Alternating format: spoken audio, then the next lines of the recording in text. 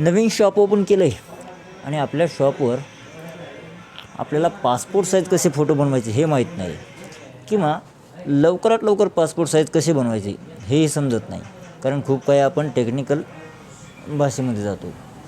तर आजच्या व्हिडिओमध्ये आपण आज पाहणार आहोत की लवकरात लवकर आपल्याला चांगल्या क्वालिटीमध्ये फोटो कसे बनवता येईल.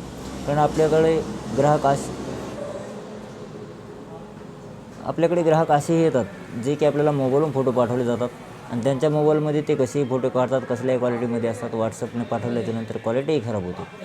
तर आपण आजचा व्हिडिओ बघणार आहोत की खराब फोटोसुद्धा आपण चांगल्या क्वालिटीमध्ये कसे देऊ शकतो. तर चला वळूया कम्प्युटर स्क्रीनकडे. तर सर्वात पहिले तुम्ही हे फोटो बघू शकता. हा फोटो आहे माझ्याकडे. आता या फोटोला आपल्याला चांगल्या क्वालिटीमध्ये एकदम फ्रेशमध्ये बनवायचं आहे आणि अर्जंटमध्ये. तर यासाठी आपण गुगल जेमिनी याचा वापर करणार आहोत. तर सर्वात पहिले तुम्हाला जेमिनी यावर जायचं आहे. इथं आपल्याला फोटो सिलेक्ट करायचा आहे. आपण आता घेतलेला फोटो सिलेक्ट करून घेऊ. आता या फोटोखाली आपल्याला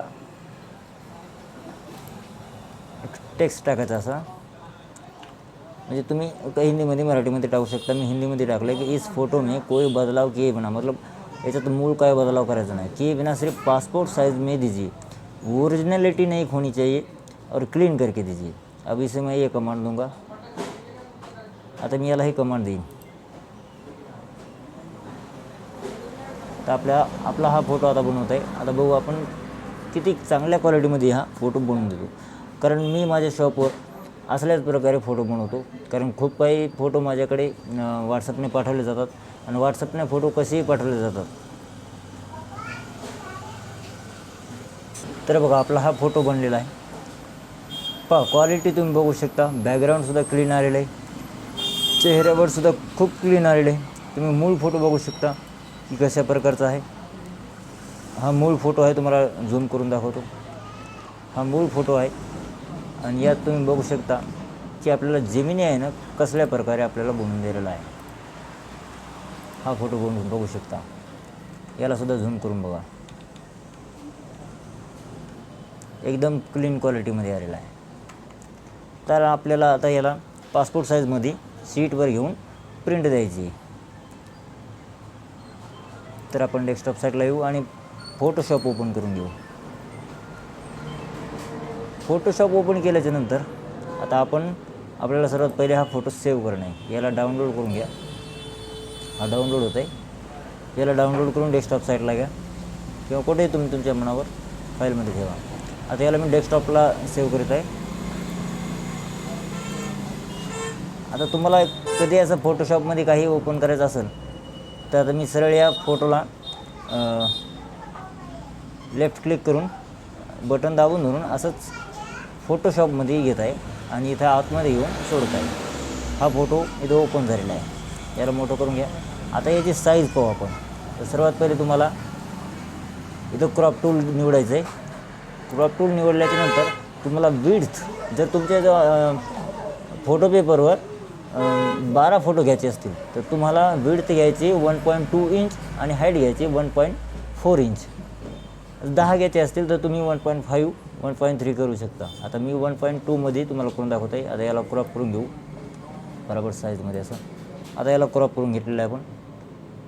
क्रॉप करून घेतल्याच्यानंतर एंटर दाबा. एंटर दाबल्याच्यानंतर आता हा फोटो क्रॉप झालेला आहे.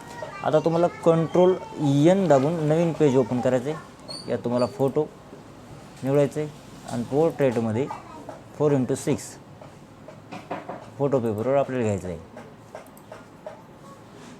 आता याला छोटं करून याला असं साईजला घ्या साईडला. याला थोडंसं असं हे करून आता या फोटोला या शीटवर घ्यायचं आहे.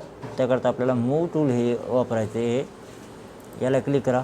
फोटोला क्लिक करून इकडे साईडला फोटो पेपरवर घ्या नवीन पेजवर. या पेजला मिनिमाइज करा. या फोटोला मोठं करा. नंतर हा फोटो व्यवस्थित लावा. आता याला बॉर्डर आपल्याला लावायची साईड करून, कारण हा चांगला दिसत नाही असा. तर त्यानंतर एडिटमध्ये जा. स्ट्रोक निवडा. स्ट्रोक तुमच्या मनात देऊ शकता तुम्ही 3 पिक्सल 4 पिक्सल. आता मी 3 पिक्सल निवडलेला आहे. इथं कलर घ्यायचा आपल्याला असं साईडला घेऊन ब्लॅक निवडायचा, ओके करा. ओके केल्याच्यानंतर ओके करा. हे अशा प्रकारे अशी बॉर्डर लागते याला. आता आपल्याला याचे 12 पीस बनवायचे आहेत. आता याला क्लिक करून अल्ट आपल्या कीबोर्डवरचं अल्ट प्रेस धरून याला असं कीबोर्डच्या सहाय्याने आपलं माऊसच्या सहाय्याने असं एक एक वाढवत चालायचे. व्यवस्थित लावून घ्यायचे. असे 3 लावल्याच्या नंतर आता तुम्ही साईडला आता एका सोयीने हे 3-3च खाली घ्यायचे. आपल्याला एक घ्यायचं नाही. त्याकरता तुम्ही लेयर्स इथं साईडमध्ये लेयर्सवर क्लिक करा. हे तुमच्या लेयर्स दिसतील. याला कंट्रोल दाबून 3 सिलेक्ट करा. त्यानंतर इथं अल्ट दाबून या फोटोवर क्लिक करून असं सरळ खाली घ्या. याला व्यवस्थित लावून घ्या अशा प्रकारे.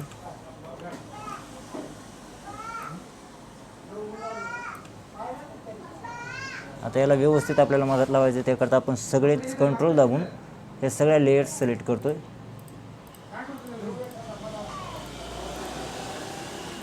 हे सगळ्या लेयर आपण सिलेक्ट केल्यात तर आपण याला आता व्यवस्थित कीबोर्डच्या सहाय्याने याला व्यवस्थित आतमध्ये फिट करत आहोत. आता हे आपले झाले 12 फोटो आपण फोटो पेपरवर बनवलेले आहेत. आणि आता याला प्रिंट कशी द्यायची, प्रिंटची सेटिंग ही तुम्हाला सांगतो. कंट्रोल P केल्याच्यानंतर तुम्हाला आता तुमचं प्रिंटर निवडायचं. जसं की माझं इप्सन प्रिंटर आहे. त्यानंतर पेज सेटअपमध्ये जायचं आहे. पेज सेटअपमध्ये गेल्याच्यानंतर तुम्हाला डॉक्युमेंट साईज निवडायची. आपल्याला निवडायचे 4x6. आपण 4x6 पेपर फोटो पेपरवर घेतलेलं आहे. त्यानंतर पेपर टाईपमध्ये तुम्हाला तुमचं कोणतं पेपर आहे, तर मी माझं इप्सन आहे तर इप्सन मॅट पेपर निवडायचं आहे. स्टँडर्ड क्वालिटीमध्ये हाय निवडायचं आहे. कलर राहू द्यायचं आहे. ओके करून तुम्हाला सरळ प्रिंट द्यायची. अशा प्रकारे तुम्ही चांगल्या क्वालिटीमध्ये असे फोटो बनवू शकता आणि अर्जंटमध्ये देऊ शकता. व्हिडिओ आवडल्यास आपल्या व्हिडिओला लाईक करा, सबस्क्राईब करा आणि चॅनलला आणि कमेंट करून सांगा तुम्हाला असेच कशाबद्दल अजून व्हिडिओ पाहिजे म्हणून. धन्यवाद.